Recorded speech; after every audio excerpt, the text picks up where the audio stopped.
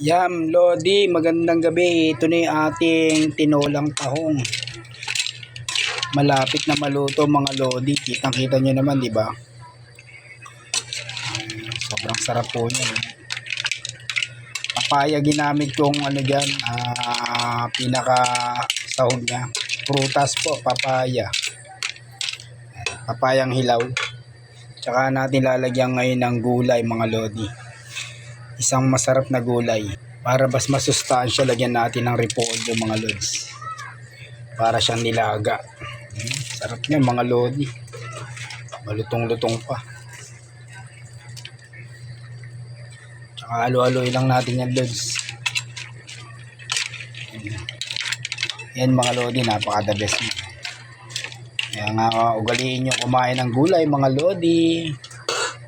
Yan mga Lodi, payakap naman. Maraming salamat po. Kahit simple lang yung ating vlog is at least nakakatulong sa idea ng ating mga kaibigan, mga relatives at mga ating followers kung ano uulamin nila ngayon.